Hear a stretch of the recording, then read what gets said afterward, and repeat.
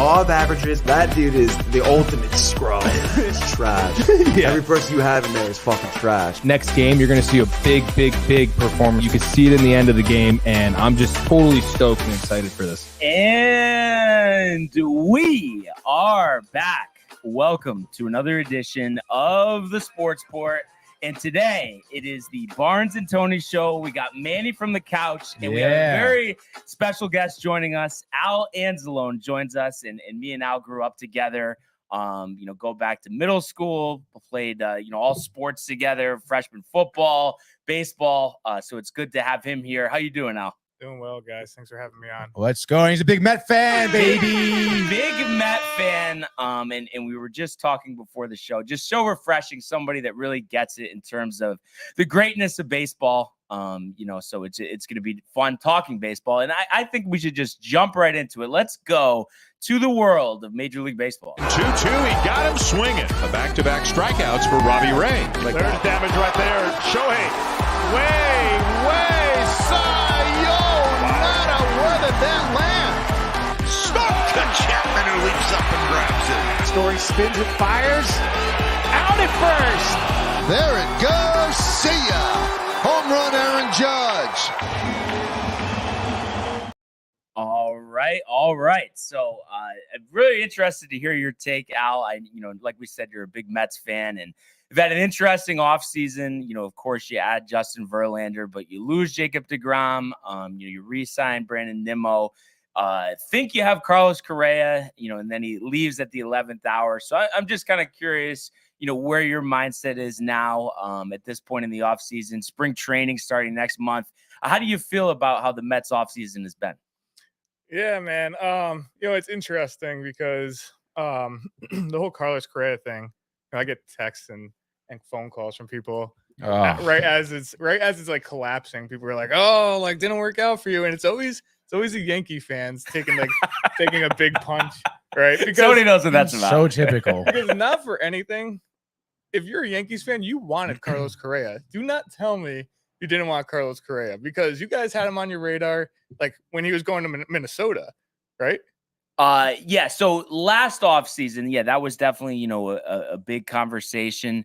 I think, though, I would say the narrative this offseason changed a little bit just because, we got those, young shortstops in the organization now in Volpe and Peraza. So my mindset and, what I've been saying for a while is I want to just give those guys a chance, because we've seen over the years, Yankees don't give the guys the chances early. They don't work out. So it was one of those things where I was okay with it this year, but last year, definitely, it was something, that I was interested in. Well, it's interesting. At first, when I heard we were in the Carlos Correa market, I wasn't too excited about it, because where we were going to put him. Right. I love Jeff McNeil. Right. Over at second base. Oh yeah. Same. And I actually think he's a very underrated defensive player. He does. I mean, if you look at his highlights at second base, he's made some really good plays. He just really hasn't had a chance to stick at second base, because we keep on adding like Javi Baez and like people who just probably can't play outfield, right? Yeah, stick at second base. There. And even so, he does get certainly, like, I think, overshadowed by Lindor over at short too. Yeah. But McNeil, he's got a quick glove. He makes some great plays at second. I've seen him, like, his range, honestly, like I've seen him go back into the outfield, and he looks amazing, like going back out there and making plays out there. But I wasn't upset about the Carlos Correa thing. Only because of the long-term deal we initially made with him. Personally, I don't like the long-term contracts. Right. I think with maybe Francisco Lindor might have made sense for one person. Right. But if you start signing this guy long deal or long-term, this guy long-term, it ties you up. Yeah, I don't like it, But I thought about it, and I'm like, well, if we offer Carlos Correa that amount of money, why didn't we sign Trey Turner? Who could have played outfield as well. Yeah, and who's arguably a better player just in general, not to mention healthier. provides a little more speed. Definitely like, provides more speed. And it's funny that you say that because I've kind of mentioned this to Tony, how I almost think in a way, like, and I get it, you're comparing it to the Wilpons. Like, of course, Steve Cohen, he's a lot better. But at the same time, I feel like people were expecting more, and it's been a lot of aging guys that he signed. He hasn't signed somebody that you feel, all right, the next 10 years, he's going to be there. He's going to be a big part. It's all guys that are on the other side of 30. Yeah. So here's my take on the Mets. And like I said, before the show, I'm a realist. Right? Yeah. Right. So when you look on at the other teams in the division, like the Atlanta Braves, right? Personally, so out of the Carlos Correa thing, didn't work out, but I was showed by Steve Cohen that he's got our backs and he's gonna do well for us. Like, if anything, he's gonna get us to where we need to be, right? He's trying his best, and that's all I really want out of an order, like Carlos Correa didn't work out, but he tried. You know what I mean? Like, he tried. He gave an effort, a solid effort. So, and I'll take that as a Mets fan. But at the same time, you look at what the Braves are doing. As a Mets fan, we are not in a good position for the next 10 years. And that's me being real. You look at all these signings that the Braves did at with like avoiding arbitration and getting like the Acuna, the Albies, and they did an Austin Riley signing too. It's just amazing at what, like, whoever their GM is making these deals in Atlanta, like, needs to be in the Hall of Fame. Yeah. Because as a Mets fan, I'm like, why didn't we lock up Pete Alonso for a cheap nice? Like, we should have locked him in after he broke the home run record. We should have and we probably could have saved over $100 million if we locked him in just for 6 or 7 years. And me and Tony talk about this all the time. It's just so overlooked in baseball. I feel like it's like the scouting system, the farm system. It's also important, and I feel like teams fail in aspect. And you look at Yankees and the Mets, like positional players, they just haven't developed nearly as many as they should have. And that's how you win. That's how you get something sustainable. Right. And for whatever reason, it's just been a struggle in that area, other than a couple guys like Pete Alonso, like Aaron Judge, like Jeff McNeil. But it's like you need more of that because the other guys are only going to be temporary fixes. And that's why the Braves do so well, because they have so many good young players from within their organization that obviously, the Braves do well with them, and then they sign them all to like decent deals, and they lock them down for a few years. You haven't seen the Braves really give up too many prospects. No. And I feel like the bigger market teams are so easily, willingly, we'll give them up because why? We're going to spend a ton of money to get whoever. Right. I was before I came here this morning, I was on ESPN. And I was seeing I forgot who tweeted it out, but someone saying the Dodgers are going to be in on Shohei Ohtani. As well as the Padres. Me, when I look at the Braves, right, and I'm like, you have all this, like, they're going to have money for Shohei, right? If you add someone like him to their, like, I'm not happy being a Mets fan only because of the Braves. Right. And you would think it's a good time to be a Mets fan. It's not. It's a better time than what it was. Right. But you got a lot of competition. But with the Braves doing what they're doing, and the Phillies are also like kind of oddly competing in the market when we haven't really seen that too much in previous years. They want to be right in there with it. I think the NL East is honestly one of the most competitive markets in the offseason. Yeah, definitely. I think they're always in there trying to compete to have like a really good division, which I like. Same with the AL East, but I feel like Toronto doesn't get in so much. Tampa Bay Rays don't get in so much. And you look at the West Coast, like now San Diego is just all of a sudden starting to become competitive within the past 2 years. But prior years to that, we didn't really see them, get so just really the Dodgers, really. Right. You always knew the Dodgers were going to be, a pretty stacked team. Yeah. So as a Mets fan, don't get me wrong, I'm happy, I'm thrilled. When Jacob deGrom signed with the Rangers, the first thing I did was I went on StubHub, looked for Mets versus Rangers. Rangers are coming into New York City in August, and I bought front row tickets on the Rangers side, like row A, right? Wow. for all 3 games. That's awesome. That's great. That's good stuff. Yeah, I don't know if I'm going to go to him. I might. The intention, I got a really good deal on him, so I think the intention is just flip them, maybe go to 1 game. Maybe exactly right. But so that's how I feel honestly about the Mets. I think we're in a good spot to compete. I'm just worried for like years to come because Steve Cohen wants to do right now is sign. Right. Like I don't know how far they're looking into their depth when it comes to prospects. Yeah, no, I mean, obviously, the Mets have a couple of good prospects. Obviously, we know about Alvarez. It seems like Beatty's gonna at least seem like he's coming along. They have another catcher actually, who I forget his name, but he's like I think he's 10. Like he's the 10th like top catching prospect in the minors. But I mean, I think from what I've seen from Cohen, when he bought the team, it was 5 years. We're getting within 5 years, we're getting a World Series. So I think that's what really he's focused on, because he's not thinking, like what's going to happen in 10 years. He's thinking like this has to happen within 5 years.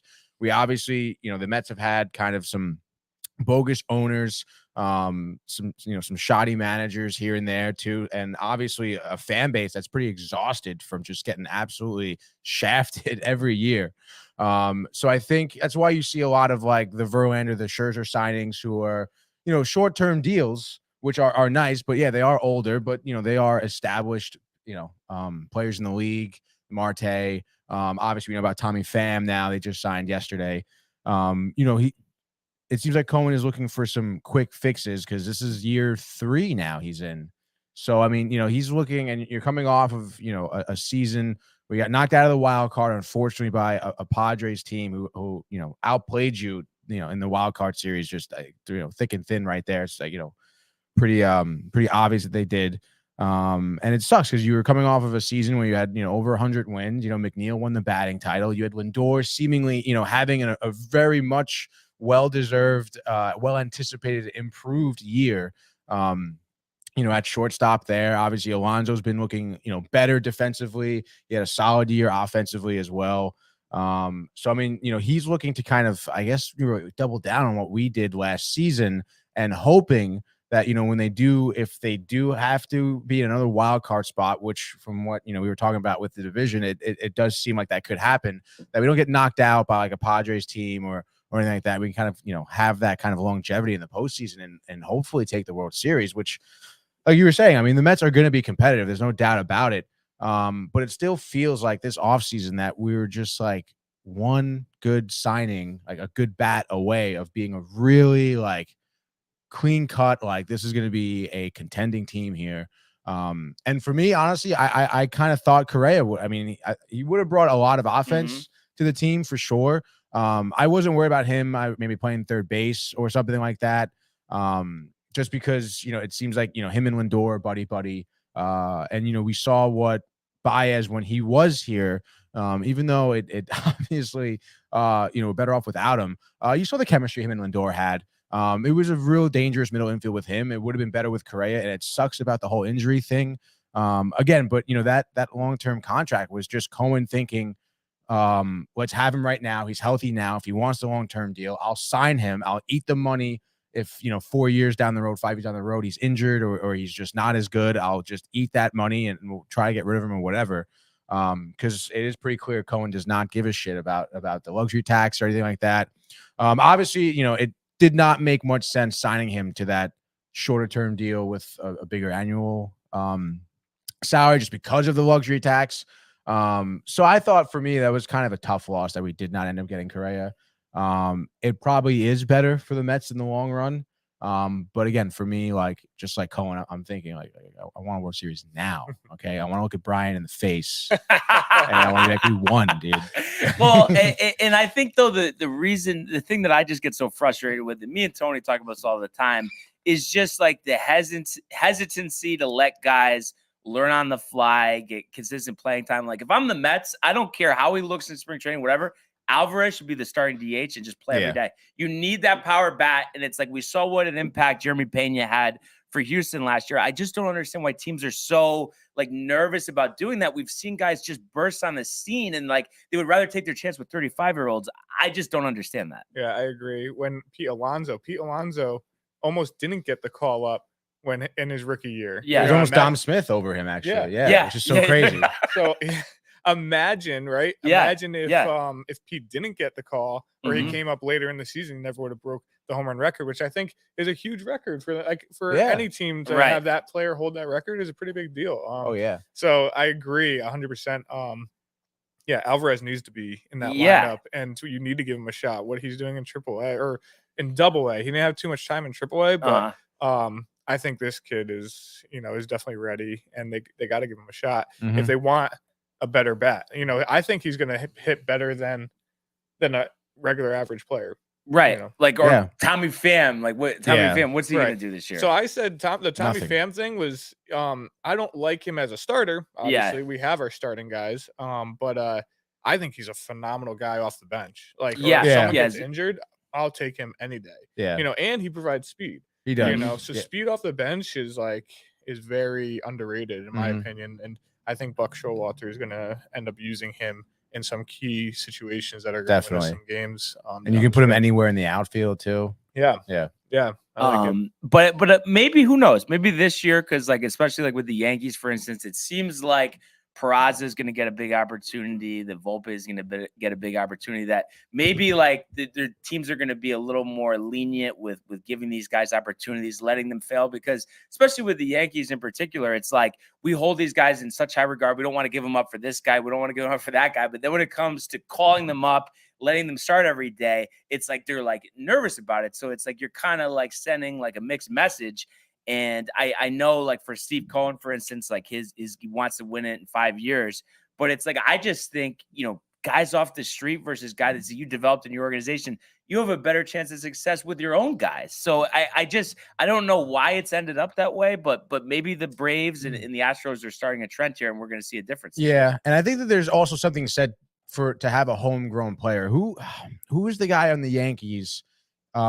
Maybe it was shortstop or third baseman. I think he was from the Bronx. They brought him up last year. Oh, Andrew Velasquez, dude. Yeah. He's someone who came up on the scene, and he had when they first brought him up, he had quite a few good first games. And it was someone who, again, I mean, you're born in the Bronx, you're growing up a Yankee fan. That is your dream. You're absolutely stunned when you walk out on that field, and that, you realize this is my dream, coming true in real life. And obviously that player is going to be more passionate, more driven. You give him some time, some good opportunities, he's going to start to develop into a major league player just by that feeling alone.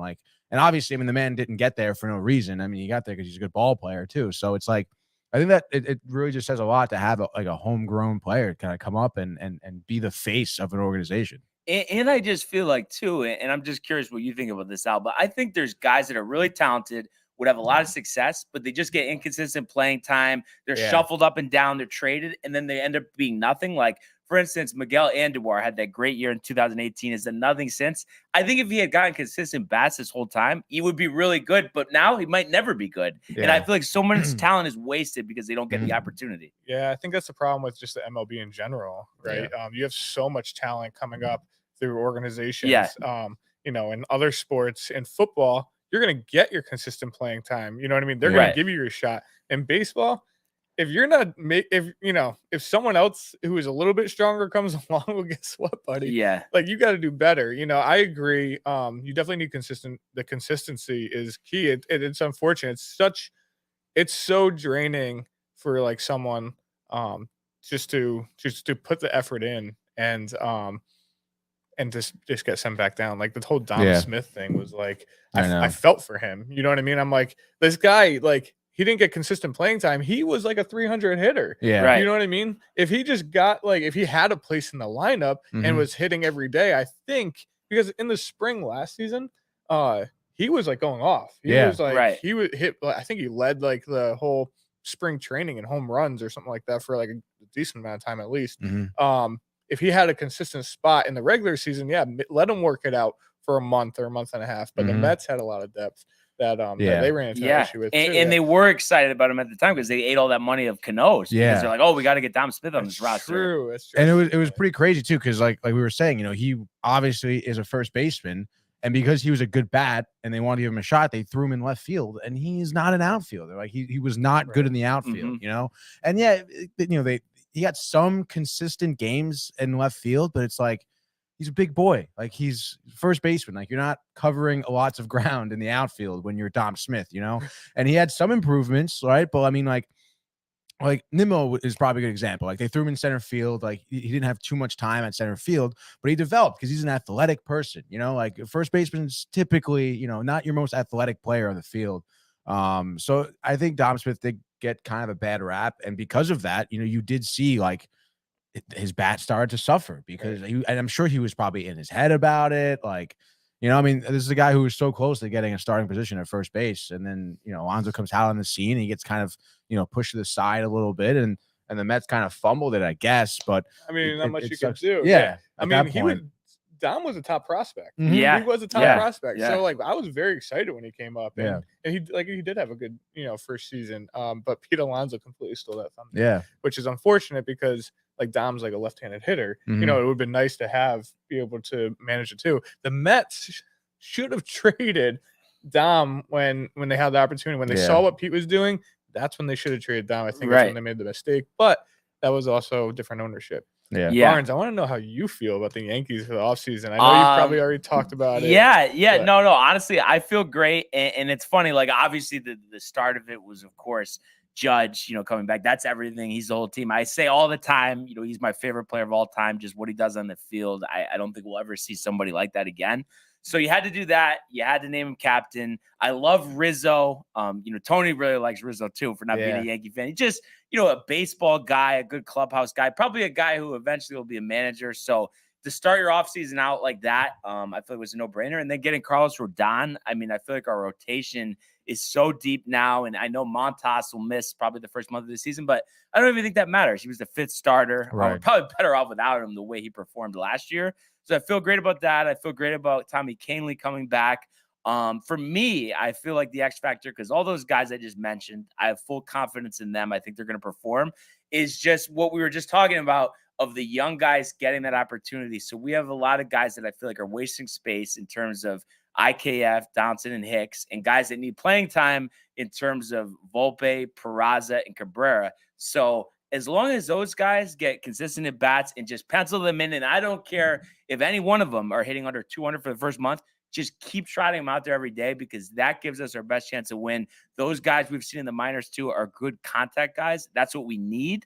So that's just the biggest thing for me. I think that'll take us to the next level because we've come up short in the postseason because we got, I don't know, these older guys, maybe their bat speed's not as, you know, like Josh Donaldson. I mean, it's the most embarrassing season I've ever seen from a Yankee starting player. That's for sure. Mm-hmm. So I think that's it. I think the young guys will transcend us and they're going to make the difference. And I have belief in all of them. And then you think about DJ LeMahieu, you know, if he's healthy this year, combination of all of them, I think that fixes our problem. I mean, we had the best team ERA in like 30 years last year. So I think pitching is going to be good.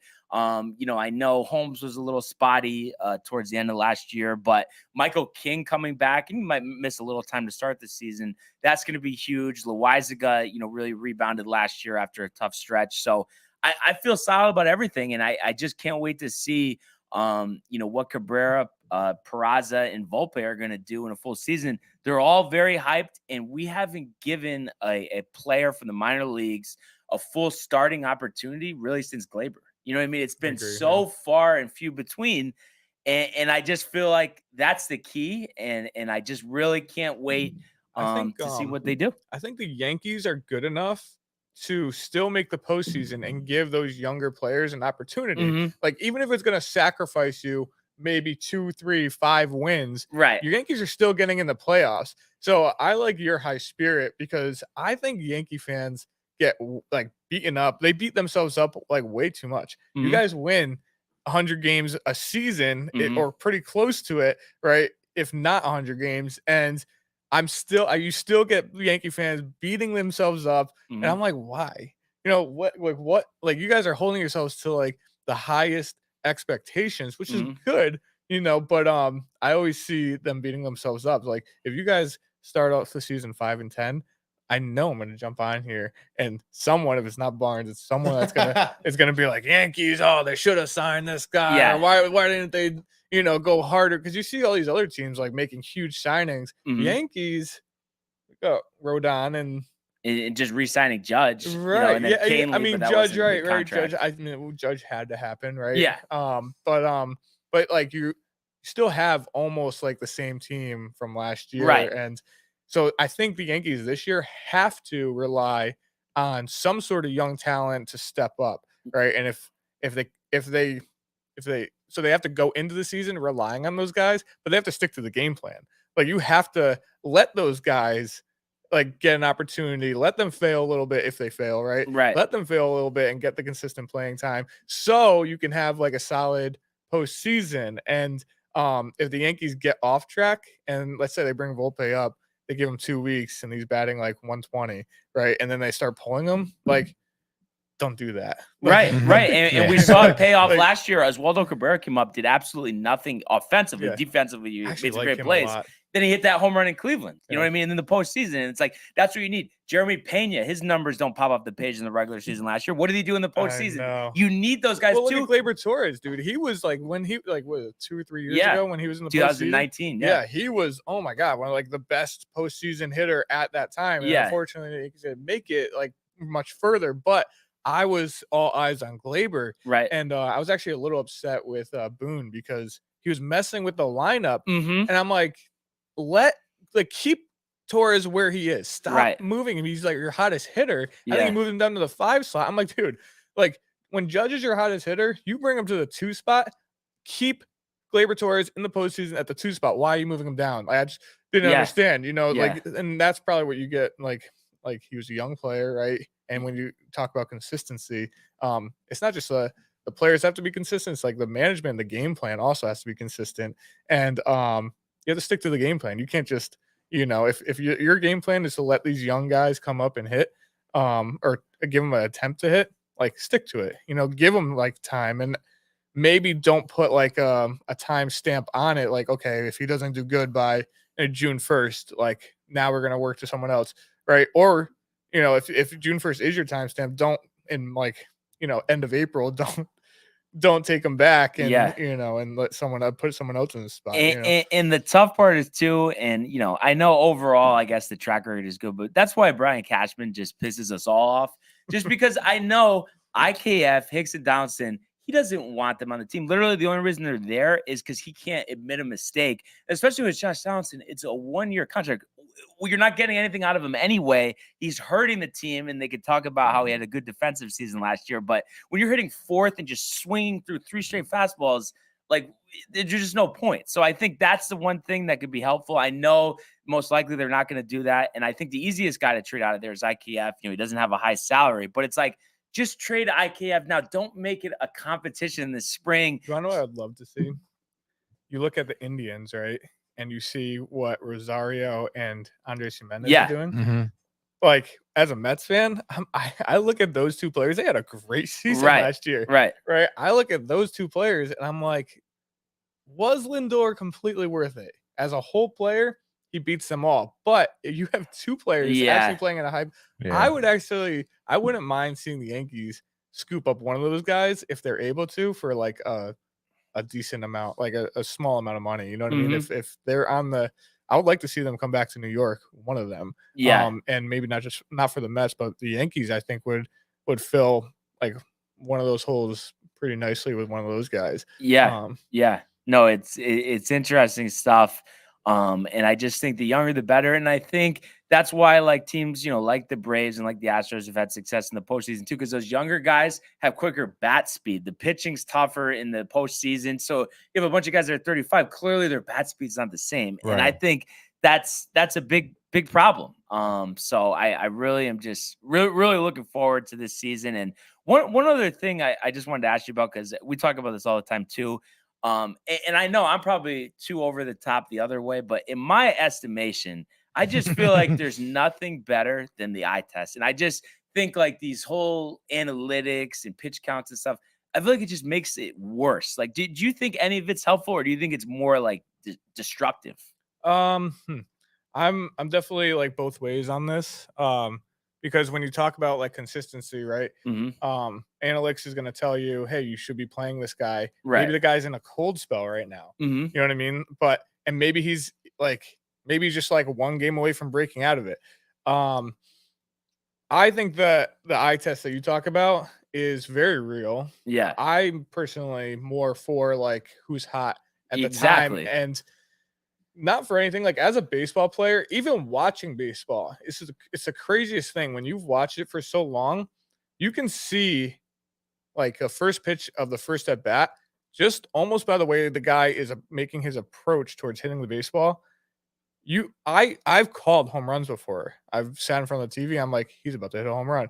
2 pitches later, boom. Right. Only because I saw the way he attacked that baseball, because it was a little bit different than what I saw maybe 3 games ago. Right. So I think that's very real. Right. That's something statistically, like, and being a baseball player myself, like there's times I go into a game, I'm like, oh, I'm gonna absolutely smoke one of them today. Like I know I am. And most of the times when I say that, it happens. It actually happens. The confidence level, you see the confidence in me. And it's like a very known presence if you've been around the game for a while. So yeah, no, I'm a big believer in the eye test. Right. Yeah. I do think you should go with your gut. You should trust your managers a little bit more than analytics. But at the same time, like as a manager, you need to know those analytics like going in before like trusting your gut. You know what I mean? You need to see what these guys are doing, and because that plays into like seeing them against lefties or against righties. Like, you know, now you know what to look for. Like, why are these analytics the way they are? And now I'm going to judge my player by looking at him against like the analytics, you know? Yeah. So, I'm with you, man. Like the pitching changes in the postseason, the guy's dealing. I don't care what the third time around the order says. If he's dominating, what are you doing? Because so many times you see that, think of the home run to the next batter. Yeah. I mean, it's ridiculous. Yeah. Yeah. I looked at a stat on, who is it? Rob Gibson. Is that his name? It was a really good pitcher. Bob Gibson. Bob Gibson. He had like a stat of like, I think like a 30-game season, and they looked at his innings pitched for that 30-game season. This was obviously like, you know, years ago, but it was like 9 innings, 11 innings, 10 innings, 9 innings, 2 innings, 8, 9, 9, 9, 9. Like the human body can do it. Like, don't tell me. Like, I don't care like what our bodies are going through at this moment. Our bodies can handle like the pressure, the more innings. You know, I don't like hearing that you can't push a guy, you know, past 100 pitches. Like I've seen guys go 160 pitches before. You know, it's But I do, as like an owner's perspective, you see like a lot of money coming into it. You see like, you know, okay, I put millions of dollars into this guy, or back then it was like only thousands of dollars. You know what I mean? Right. Millions of dollars into this guy. I need to protect him. And it's a little unfortunate the way the sport goes that way, but you know, it is what it is. It's evolving, just like any other sport. Yeah, you know? exactly. And I do think, and I talk about this all the time, like it's just stuff that you could work around. Like with Boone being the manager, for instance, it's a joke. He's probably the worst manager we've ever had. If you think about what George would have done if he was owner, I mean, he would have been gone 5 years ago. But at the same time, you have the guys out there, like you can overcome that. So I guess that's how I felt like the last couple of years. We had enough, despite him, despite what Downton or Hicks did. Like we still had enough. It's just about like guys just stepping up and adjusting too. And I think Josh Donaldson is a perfect example. Like he didn't need to be as bad as he was last year, but he just didn't want to change one thing. And it's the same thing with Joey Gallo. And I feel like that's the key to baseball is adapting. If you don't adapt, you're going to get left in the dust like Chris Davis on the Orioles. You know what I mean? It's the exact same thing. What about Girardi getting fired from Philly? So it's so funny. We've talked about Girardi so many times, and I always ask Tony, "Oh, what's his next job? This and that." But so much negative stuff has come out. I guess he's just a hardo. Players I like him, though. Don't relate. I think personally he's old school in my eyes. Right. And I think people. Organizations probably don't like him because he will go against the analytics. Exactly. But people like us who've been in the game appreciate that aspect of him. But the fact that the Phillies go to the World Series after firing him is like, oh man, I feel for Girardi. Well, and you know what it is though? It's a tough thing because Rob Thompson is an old school baseball guy, but I think he's just like a hybrid. You know what I mean? He doesn't need to have the iron fist. Like nobody could talk to me. But you know, he wants to put his guys in the best position. But I just look at it with Boone. I mean, Girardi had him one game away from the World Series. And it's like, is it more important that like the guys like Boone or that Girardi maybe was kind of being tough on them and demanding the best? Do you think that like your Yankee players love Boone? You know, it seems like that, but I just have a hard time thinking like it's like guys like Judge, and you know, Judge is always going to say the right thing, but just in his head, like just this guy is leading us, and it's like, what did he even do in his career, and what has he accomplished? We've gone backwards, and I don't know, but it's all out in the forefront that they all support him, they all like him. I'm sure, right? Because at the end of the day, like he's your teammate, right? You know, but my thing is like, as a baseball player, looking at some of the moves that he makes, like being on the field and seeing those moves, like sometimes like it's hard just to be like, this is the right thing. You know what I mean? Like this is the right move to make. Like sometimes I just want to turn around and be like, what is this guy doing? On the field, like especially when you're trying to win, you're like, this isn't the right move. The early trigger, pinch hitting Aaron Hicks in a big spot. Like in the dugout and on the field, you can't say that every single player on there is like, oh, this is the right move to make. Yeah. You know what I mean? Like there's definitely got to be guys in there that are like, well, I question that. Why is he doing that? But they're not going to question him because they respect him. And you know, and I'm just kind of curious, Tony, because I feel like we've talked about Boone so many times and kind of what an idiot he is. Like, but I've never really asked you, like, what do you think, like what Al just said in terms of like the players, like wanting him there, respecting him? I mean, what's your perspective on that? I mean, I will say, I guess for Boone's standpoint, if I'm a player, it seems like Boone is the type of manager who really backs up his players, and thinks of like how his players are perceived, like through the media and everything. And in a market like New York, you know, that's really important. So I could see that maybe getting some respect from the players, just on that standalone point. I mean, it does seem like you were saying, Brian, like the no Yankees, one's throwing him under the bus. No one's throwing him under the bus, you know, and Boone does exactly that too. He doesn't throw any players under the bus as well. He does a very good job in navigating the New York media and you know, protecting his players. So I think that's a big reason why. And again, like in New York media, like where these, especially for the Yankees too, where every player is under a huge microscope, to have that manager, that safety net for them, I'm sure that like they feel comforted by him. Yeah. So I guess it's a trade-off. You know, they get the comfort, they like being there, but at the same time, maybe they're not pushed when they should be. So I guess it is a trade-off. But all I have to say is I cannot wait for pitchers and catchers next month.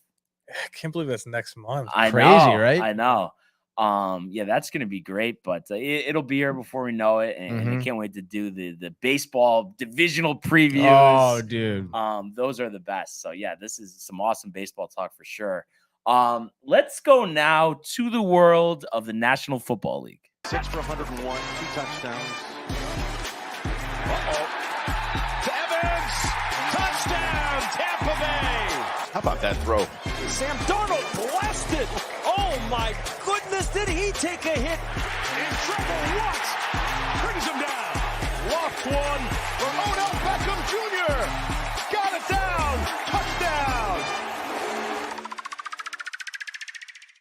All right, guys. So usually, you know, we do our frenzies on Friday, but we're going to be off tomorrow. So we want to get in a divisional round preview, you know, of the 4 games this weekend.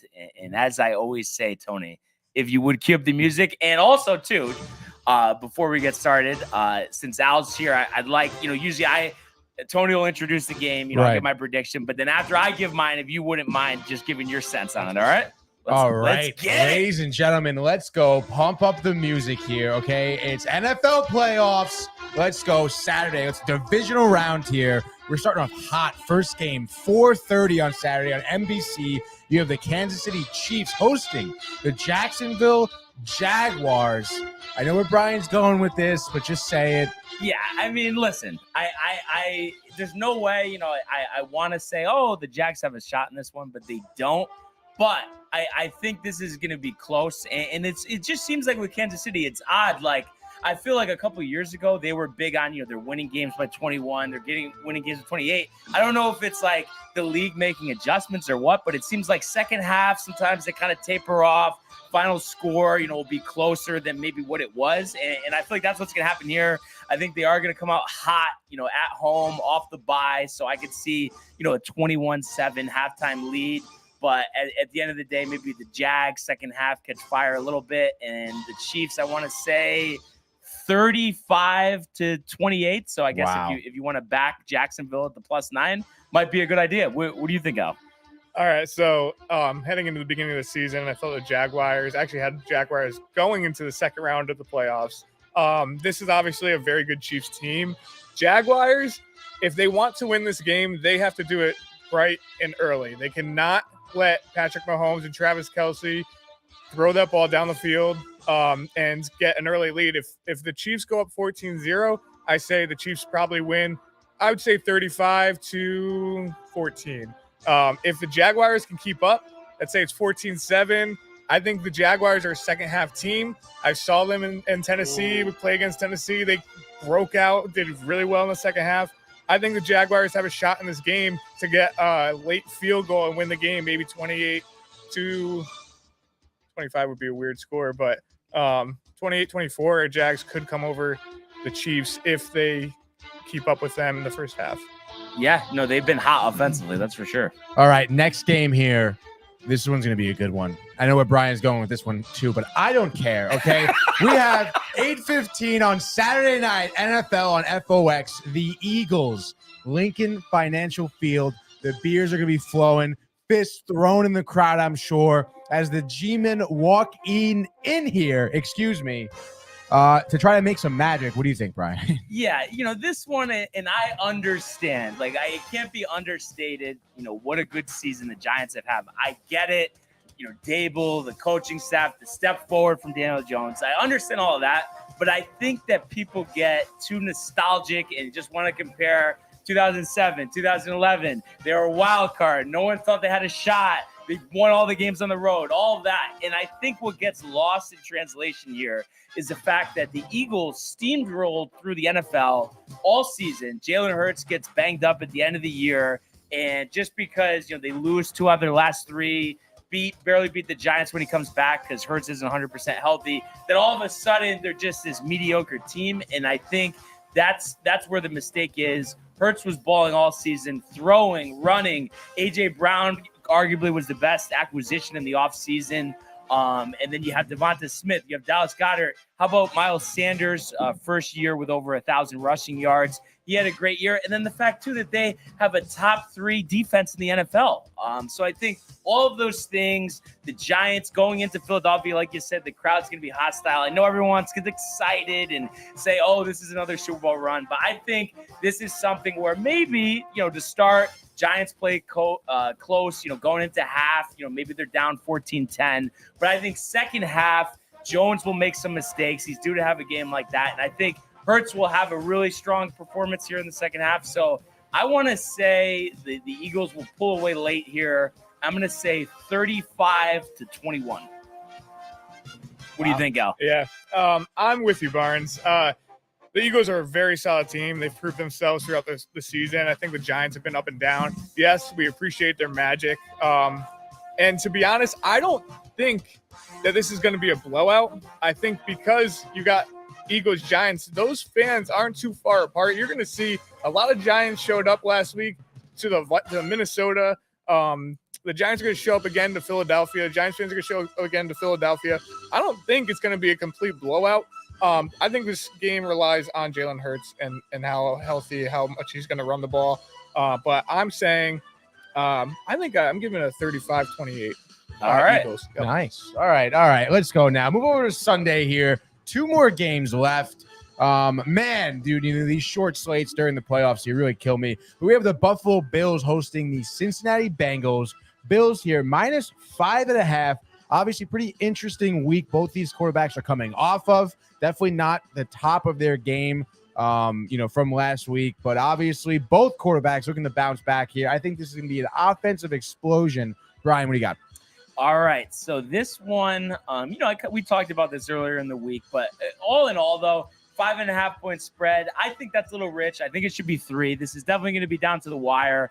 You look at the body of work this season, the Bengals winning 12 games, the Bills winning 13, Allen and Burrow, throwing for over 4,000 yards. And obviously Allen doing a little more with his feet, but we know Burrow can take off. We know about the talented receivers they have, Diggs, Davis, and then you got Chase, you got Higgins, you got Boyd, weapons up and down the field. So you would expect a lot of points in this one. The one thing I just keep harping on and that I can't ignore, and I feel like people are kind of underestimating how much of an impact Josh Allen has had this year with his red zone turnovers and just interceptions in general. So I kind of see this back and forth all game. I think it's going to be the fourth quarter. I could see there being 2 minutes left. The Bengals, go up by a touchdown, let's say 35-28.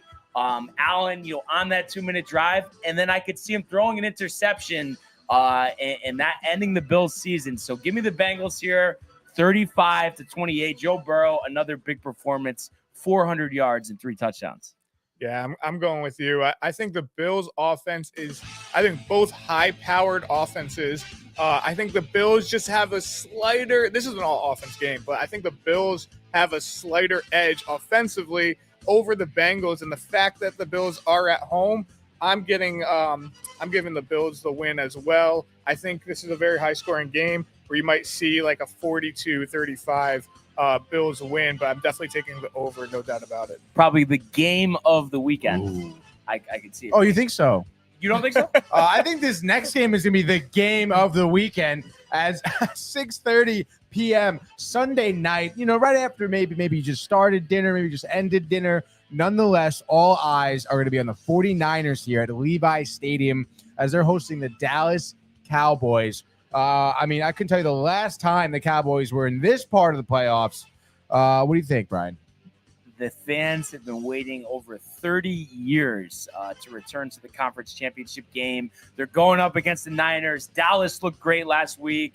Tony Pollard, Dak Prescott, the defense, Micah Parsons, all of that. They couldn't have been more impressive on Monday night against the Bucs. But the thing is, they're in Santa Clara. They're playing the Niners. I know it's a rookie quarterback, but no team has been more solid the second half of the season than the San Francisco 49ers. 11 straight victories, a top defense, a running game. Brock Purdy doesn't look like Mr. Irrelevant, a rookie. He looks outstanding, and I'm sorry for the Dallas fans out there, but I think more heartbreak in the future. The Niners are clearly the better football team, and you can envision it now.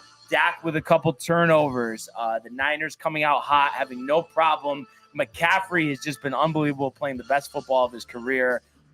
So last year, we know it was down to the wire. The Cowboys running out the clock with the quarterback run. So I think actually this will be close, but I just think in terms of, between the trenches, I think that San Francisco will dominate in that area. And I think the defense gets it done with the turnovers. And I'd say a lower scoring game than people are anticipating. But give me San Francisco here, 20-17. Robbie Gould from 44 for the win. Interesting take. I like the Robbie Gould at the end. I might have a little bit of a turn on this. Purdy looked great last week. I think if you asked me last week, Cowboys versus San Fran, I would have had Cowboys only because of the whole QB situation going on in San Francisco. But Christian McCaffrey is a difference maker. There's no question about that. He's a better running back out of the two teams. And you're in San Francisco. I just don't know if last week Purdy's performance proves enough for me to get him making it to the next round in the playoffs.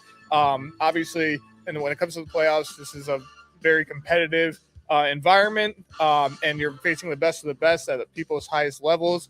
I think the Cowboys actually win this game, low-scoring game as well, 24-21.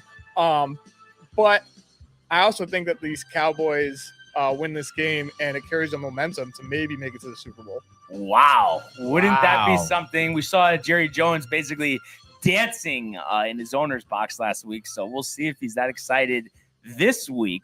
And I'm just curious, Tony, so What would be a good format here? Do you want to go the other way on 2 of the picks, or what's the best way? Or do you disagree on how many do you disagree on from what I gave you here? It's a good question, dude. I feel like definitely Giants. Give me Giants here. And then you said Bills over Bengals, right? Yeah. And you said Niners over Cowboys. Give me the Cowboys. All right. Take the Cowboys. So you'll go Giants and Cowboys, which would be an NFC East, NFC Championship game in Dallas as the 5 seed hosting. When was the last time we saw a 5 versus a 6 in an NFC Championship game? That would be pretty awesome. So 49ers and Eagles for me, Giants, Cowboys for you. And as you were saying, you think game of the week will be Dallas and San Francisco? Yeah, I think it's gonna be the closest, honestly. See, the ticket prices are there. Let's see, as low as $438. That's actually not bad. That's actually not that bad. But you can go to Buffalo for $135. Kansas City for $118. That's ridiculous. They had the best record in the league. $118. I guess they think it's going to be a bloodbath. I guess. Yeah. Which I don't think we could rule out. I know I said I think it'll end up being decently close. Kind of curious, Tony, what you think about that one? Is that a close game, or do you think it gets out of hand in the second half for Kansas City? Yeah. No, I think it's gonna be a close game too. But is it just me for a team that's so good? I know at the end of the day they more than likely end up winning, but does it seem like they have a problem like putting teams away? I don't know what the it is. Chiefs? Yeah. Yeah, it does seem that way. I mean, I feel like there were a lot of games this season for them that were kind of closer than it should be. Right. And I think at this point, I mean, against a team like Jacksonville, against the way they've been playing, with the way Trevor Lawrence has kind of matured, if they let the Jaguars hanging around, I mean, it's going to be harder for them to put them away, I think, than any other team this season. So I don't know. We'll see. I am anticipating though, like a fourth quarter pull away by Mahomes. Yeah. Yeah. I like you gotta dig up those second half stats by the Jaguars. It's absolutely amazing what they've done in the second half. So like I said, if they're hanging around, if the Chiefs don't put them away early, this is gonna be a good game. But the Chiefs have to put them away early, and that I think that could overcome like the Jaguars making it to the next round if they were around in the second half. Yeah, and it's funny too, and me and Tony have talked about it. I just feel like the Chiefs this year have impressed me so much offensively, just for the fact you lose Tyreek Hill. He was on the team every season of Mahomes' career, clearly his number one target. I really thought there would be some struggle there. And it's like no matter who he puts in there, he's able to find them whenever he needs them. Isaiah Pacheco, the 7th round rookie running back from Rutgers, almost had 1,000 yards this season. Juju Smith-Schuster. I know I gave him an extra Jew there, but Juju. But may change his name. Yeah. But he had almost 1,000 yards. And then the fact, too, that Travis Kelce, Tony hates him, but Travis Kelce, 33 years old, I mean, having 1,300 yards, double-digit touchdowns. I mean, it's unbelievable. I don't know if I've ever seen a team just be able to move the ball so freely than the Kansas City Chiefs ever. Yeah. I mean, it's really is remarkable. And I think, too, we get so used to Mahomes doing this thing that he almost is underappreciated, because it's like, oh, well, yeah, that's just kind of what he does every year. And if he doesn't get to the Super Bowl, it's going to be a disappointment. His track record is unbelievable. Andy Reid is like the power behind it all, though. So yeah. His one of the most creative play calling managers that I've ever seen in the game. And I think that's like a main, like if you give someone else in there, I don't know if Pat Mahomes has the success that he has, under 500 at Texas Tech with Cliff Kingsbury. So I think that tells you all you need to know. Right. With that, it is remarkable. And it's such a shame too, because he was available later in the draft. And I don't know, I guess people were just basing on the numbers there, but no one thought he was going to be like this. No one. You would have thought he was the number 1 overall pick. So it is remarkable what he's doing. And, he's only 27. So only 1 Super Bowl, though. So that just kind of shows you how hard it is to get to the big game. So I think no matter who's in the Super Bowl this year, we know about all the talented quarterbacks. It's going to be fun to watch. Oh, it's going to be a great weekend. That's for sure. I am excited for that Giants game, Giants-Philly. And I think I'm more excited for Sunday than I am for Saturday. Yeah. I think those games are going to be a lot closer than the Saturday games. Yeah. And it's just so interesting, too. Like the Bills fan base, I feel like is in a very similar spot to the Cowboys, except they haven't, they didn't win any of those Super Bowls, that the Cowboys did nice, but they've been waiting so long. Josh Allen is so good. The offense is so good, but the conference is so competitive. It could be a heartbreak again. And we've seen them deal with this the last couple of years. So I can't wait for that. Should be a good time for sure. But let's go now to the world of the National Hockey League. Here's Matthews. Scores! Hat-trick goal! My goodness, this is a great shot. Big hit on the far side by McCarr. He flattens Jordan's skull. Oh, my goodness. That's the top right back. Terrifying and robbed by Shesterkin. That's brilliant from Igor Shesterkin. It's a breakaway to win it in overtime. McDavid scores the winner in overtime.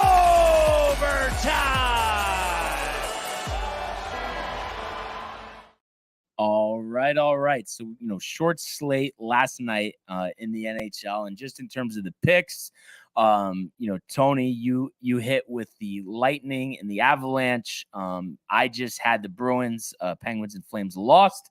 So you up to 10 points. I have 11. Let's go. Big slate tonight. And I did mention the Bruins. The Bruins, after that win yesterday against the Islanders, I believe they were down 1-0 and then 4 unanswered to end the game. So a remarkable season from them, and a season that nobody saw coming. I don't have it in front of me, but I would imagine, Tony, that they're ahead of the pace of the Avalanche from last year.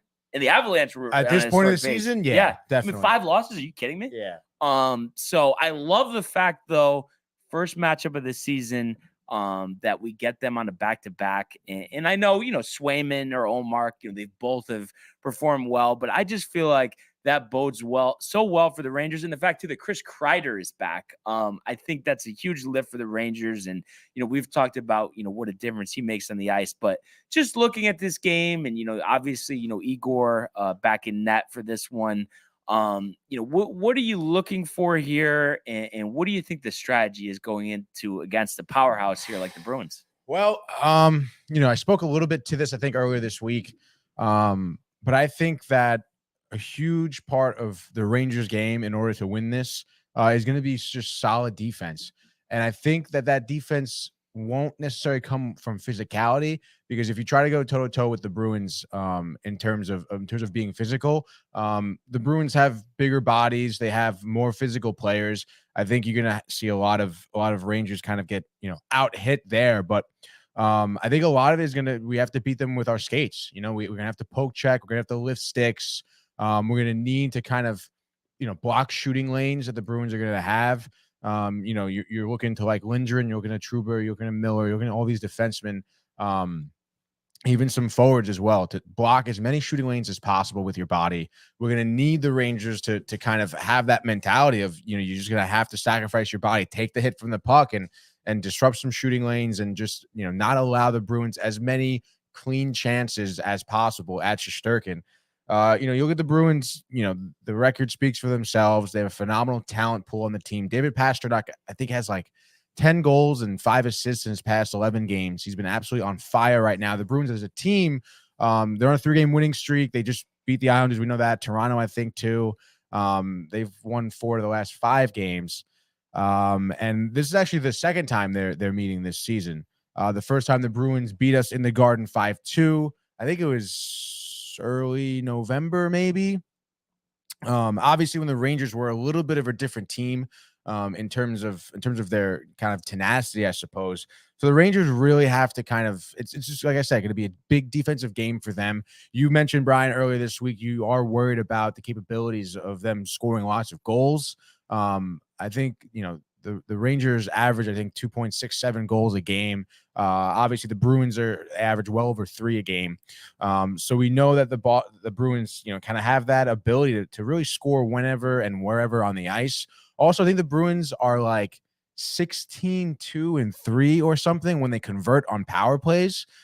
Rangers are going to have to play very disciplined hockey, which is going to be tough because they're going to have to play great defense, and you're going to have to, watch for those slashing calls, those hooking penalties, tripping when you're playing your sticks here.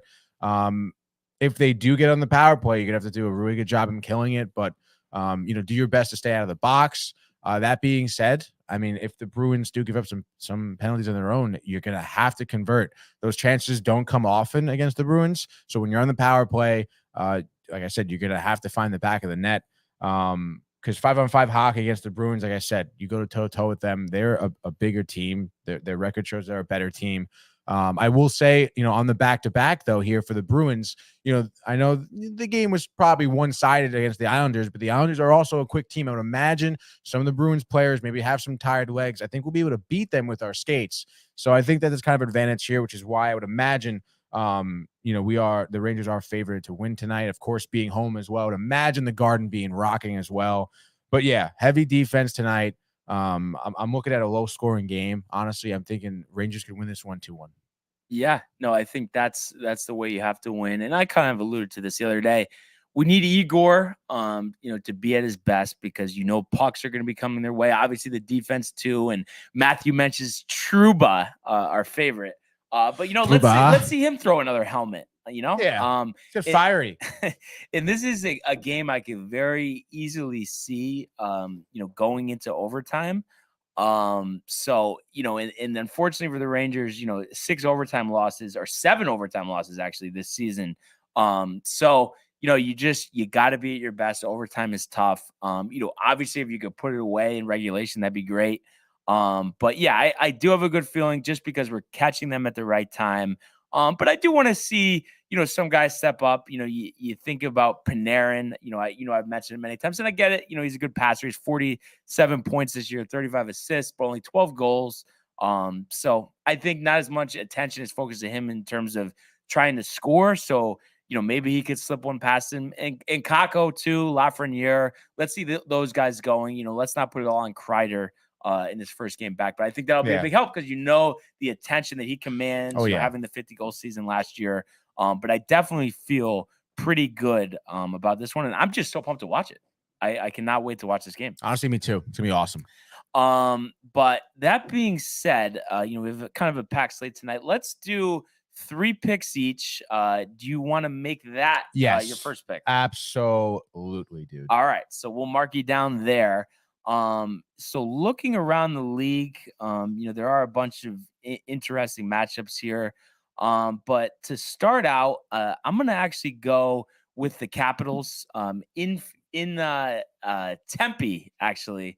Wow. Against the Coyotes. I know they just won with Ingram, but listen, I'll be the first one to admit they just have really struggled. I don't know. I guess they just don't have the horses, especially offensively. So I think it's going to be tough to contain, Ovechkin and the slew of veterans on the Capitals. I think this could be a blowout. But give me the Capitals here. I'm going to say 4-1. All right.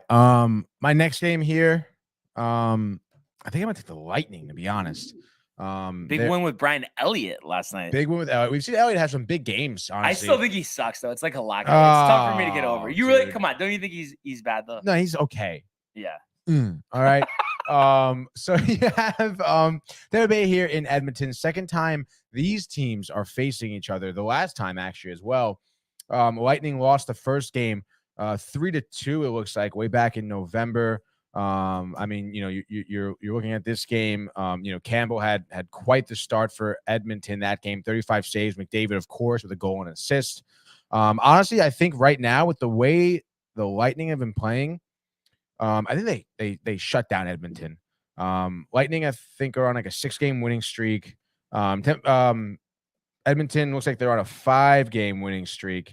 But hey, I just think the Lightning honestly are a better overall team when compared to Edmonton. We know the explosiveness of McDavid. That's totally fine. It seems like that other players around McDavid, you know about Nugent Hopkins, Fogle as well. Yamamoto has been kind of on the uptick for offense, but I just think Tampa Bay, with the bodies they have, the skilled skaters they have, I just think it's going to be a pretty tough time for Edmonton to kind of, skate leisurely through the neutral zone here. Like I said, I think Tampa Bay really disrupts that offense. Give me the Lightning here. I'll say 4-2. That should be a good game. That one's actually on ESPN. Let's fucking go. 9 o'clock. So, 9 o'clock. So good late night watch there.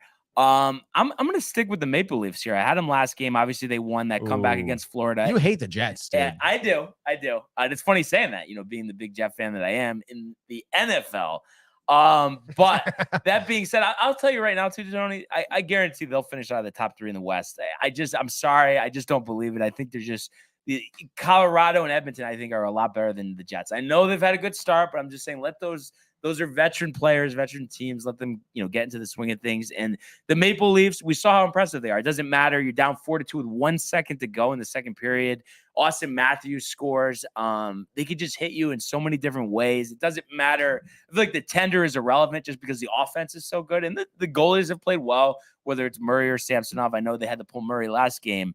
But I just don't think that the Jets can keep up with them, especially, on the road. I think it's going to be tough. So I think this one is actually going to be a landslide. Give me the Maple Leafs 5-1, Austin Matthews with 2 goals. Love it, dude. How many are we doing a piece? 3. Did we say 3 a piece? Yeah. So this is the last one, huh, Yeah. bud? Carolina. LA actually favored against the Stars here. I kind of want to pick a dog, dude. Dare I say the Canadiens here? I'm gonna go with the Canadiens. Gino's riled somewhere. Gino is riled somewhere right now. Obviously, the Canadiens, a little bit of an uptick in play from them. They just beat Winnipeg 4-1. Before that, they were able to beat the Rangers 2-1. I was talking about Doc on their team, who's just been really pestering the Rangers. He pestered Winnipeg as well. And we've seen Florida. I understand, Florida's a good team with Tkachuk and, Bobrovsky and everything and net. Whether it's Spencer Knight or Bobrovsky, it doesn't matter. They are 2 very solid goaltenders. Montembeault, I think, was really solid, honestly, against the Rangers. I'll be interested to see maybe if he gets a start tonight. But if not, Allen's been all right, I guess. But nonetheless, I just think Canadiens, maybe taking Florida by surprise. We've seen Florida have some flubs this season. And I just think with Montreal, I mean, they're kind of hot right now. I understand, record-wise and overall talent-wise, you could argue they're not as good as Florida. Certainly goaltending-wise, that they're not if Allen is in between the pipes for them. But I just think, like I said, right now, Montreal's hot. Florida sometimes can get caught with their tail between their legs. So give me Montreal here. Honestly, I'm going to say 3-0. Wow. Yeah. Interesting stuff. So another team that I don't know, I just don't really think is that good. The Wild and the Hurricanes at home. They've shown, they've had a really good year, and no matter who's in net for them, kind of like Toronto, they're able to, really kind of handle their opponents. And at home, 13-5-2. So I just like, offensively, I think they're very balanced. So I think in this one, maybe it's close, 1-1 after the first, but I think it ends up being 4-1 Hurricanes as they get yet another home win for their 28th victory of the season, and just one of the many teams, Tony, that are a competitor in the Eastern Conference. Yeah. Nice, dude. So this should be a great night of hockey. Oh, yeah. So excited for the Rangers. I think this will be a big litmus test for them as they move forward, and let's just beat the Bruins. Boston, New York, can't get any better than that. One other thing I just wanted to mention, and we talked about this before the show, Live Golf. It's been a long time, but they finally get that TV deal, the CW. So an interesting network to go with. And the way they're formatting it is, first round will be streamed, and then the last 2 rounds will be live on the CW. So it'll be interesting to see, do they, when there's events at the same time as the PGA Tour, do they eat into any of the viewership? How many more people are going to be watching? I think that's all interesting stuff. What do you think? Do you think it's just a big deal that they're on cable TV at this point? Oh my God. Yeah. I think it's a huge deal. I think that was one of the biggest reasons why I think people weren't watching, because it was streamed on like YouTube, right? Mm-hmm. Mm-hmm. Say what you say. I mean, obviously, people have YouTube TV and such like that. But I mean, your older crowd, even people like me, I'm not going to go out of my way basically to do the Live Tour stream or whatever. It's just not happening. It's just not going to happen, dude. But if I'm home and I'm scrolling through the channels on CW, I'm gonna probably tune in, dude. Certainly. I guess good for CW. I mean, yeah, just live content is just valuable. Yeah, it really is. So. That's why you think about TNT, basketball, hockey, they have a bunch of network shows, but that's going to be their most viewed package. And they're always going to go out of their way to do that. But it's kind of interesting too, all the controversy that comes with Live. CW, you're just seen as, just a place you go to watch shows. So I guess, the money obviously must have been pretty good there. Al, you into golf at all? Like in terms of playing, watching? Nah, I play a lot. But, you do? Okay. But when it comes to watching, it's usually not on my radar. Yeah. No, but playing, I love golf. I could play every single day. Where do you usually play around here? So Tashua is like my go-to. Yeah. I think they have like the best 9-hole course in Connecticut, at least in Fairfield County. Yeah. I think their 9-hole is really good, and the Knolls is really good as well. But no, I play like surrounding areas in Trumbull, Monroe, Milford. Yeah. So Orange has like the Orchards, and then Orange Hills, Grassy Hill. Yeah, Orange Hills, Grassy Hills. I like going around there. So we gotta get on the links sometime. Yeah, absolutely. Tony will tell you down anytime for that. You guys just went on a little vacation, right? So yeah, I was just on. I was just in Jamaica last week, but then I didn't end up golfing there. But actually, early last month, we went to Naples, nice. And actually played 3 different courses down there. No matter where I go, I gotta get on the link. If I'm going away, I gotta get on the links wherever I go. Isn't it just so funny? Like obviously here, every time I'm out there, I'm enjoying it, but just to the next level because it's like a different scenery, different background. How sick it is just going somewhere and playing random. I went out to LA for a job, and there was. I just golfed like it was like 6 o'clock in the morning. Yeah. I was like, just because I had to, right. I was away. Like I right. said, that was the only time I could do it. But I was out there bright and early. I was probably one of the only people out there, and I'm seeing signs for like, be careful of the rattlesnakes. And I'm like, well, like I'm from the East Coast. Like this is not normal. And then like soon after that, I almost like drove right by the hole. I was like, I'm not gonna play this hole. I see a coyote running across the course, and I'm like, I mean, naturally, I'm like, okay, like this is crazy, but at the same time, it's also nice because it's a different environment. You know what I mean? Like, you run into different things. I was up in the mountains too. It was pretty crazy. Yeah, no, it's cool. Because I've actually been out to Scottsdale like 4 or 5 times. So same situation there, with the rattlesnakes. You ever been animals. to the waste management tour? So I played the course, but I haven't been to the tournament. Oh my god, the tournament is a great time. Oh, so you were out there? Oh yeah. Okay. Yeah. It was one of the best weekends I ever had. I was out there with the boys, and we actually ended up sitting with Richie Incognito at the waste management tour. We were talking with him for like 2 or 3 hours, sitting right next to him. He was partying with us during and he's retired now, right? I believe so. Yeah. He announced to us, like, he was like, yeah, this is my last year. Like, I'm done. I was like, oh my god, breaking news! Like, I gotta get ESPN on the line. It was a really good time. I love Scottsdale. Going back out in November, and I'm definitely gonna go off like 2 or 3 times. It is unbelievable the amount of courses out there in the waste management. Tony, like you've never been. Have you been to a golf tournament or no? Neither have I. And it just feels like it would be our tournament. You know what I mean? The laid back atmosphere. Oh, it's not guys. Laid back. No, well, I mean, in terms of like, it's not serious. That's what I mean. Right. Yeah. You know, people throwing beer cans on the tee box for a hole-in-one last year. Harry Higgs taking his shirt off, all that stuff. So yeah, that's definitely awesome. And I really wanted to, I haven't gone to the Travelers either. I definitely want to just do that just to go, to a tournament. Not? We're right here, right? Yeah, exactly. But yeah, no, golf is the best. I know Tony can't wait to get back out in the links. Honestly, I really can't, dude. It's always a good time with us. Yeah. We definitely always have. Always looking to improve my game, Brian. Yeah. It's so funny with golf. Just one shot in the round just keeps you going, gets you excited. Yeah. So riled. One good chip, one good putt, and that's it. That's all you need. The nice chips really, oh man, it riled for a good chip. Yeah. I have a nasty slice, so if I just keep it straight off the tee box, I get pretty hyped. Oh man, good stuff for sure. But other than that, Tony, anything else on the way out here? Yeah, dude. Actually, we have screen time right after this at noon. Michael's gonna be in the studio. Manny is here as well. Michael last night saw the new Puss in Boots movie, which I know Brian is dying to check out.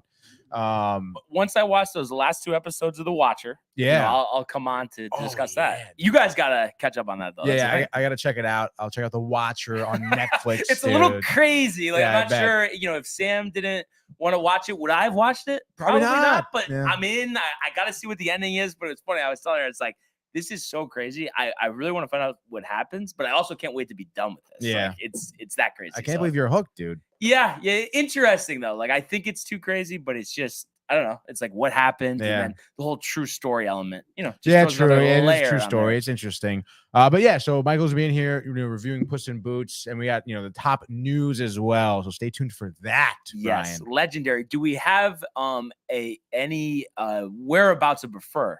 No. Wow. Well, you think this could be it? I mean, he was gone for a while last time. He was MIA for a while too. You think he's still watching secretly, just not saying anything? I don't know actually if he's still watching. I feel like if he was watching as he's a comment dying rolls in to here, comment. All right, not from him. It's Indigo, who's pumped for screen time. Indigo's been coming on strong. The past like 2-3 episodes, I want to say she's been coming on, which is nice. Yeah. But Fur, I don't know, dude. Maybe he took the Correa news hard. Just kind of wants to go off the grid for a little bit. Yeah, maybe. It's tough news. Yeah. No, we'll absolutely have to keep an eye out for that. But what a great show today, and really enjoyed having you in, Al. We'll definitely have you back for sure. Hell yeah. Always great to talk baseball with another baseball lifer. Yeah, man. Definitely appreciate you guys having me on. I had a really good time today. If you ever need someone during the season. Oh yeah. Definitely be interested in popping on here and there. But definitely, Tony will need somebody to be in his corner for the Mets. So and I think Tony Brian beat up over there. Beat up over there a little bit. Yeah. Sorry, I'm sure Brian will be in Jamaica again at some point soon, so we may need to get the bodies. That's in the off season, Tony. That's in the off season. Unfortunately, you get me all season long. Michael with a comment. Great show, fellas. So always appreciate that from him. As always.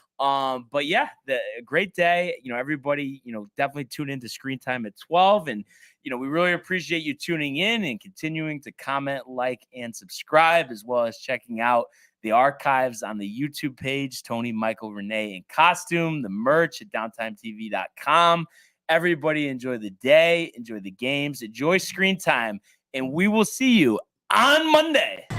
Hey guys, Tony here from Downtime TV checking in. I want to thank all our fans out there who's been liking, subscribing, sharing our content. You guys are the best. You guys are our bloodline. You make us love what we do. Thanks again.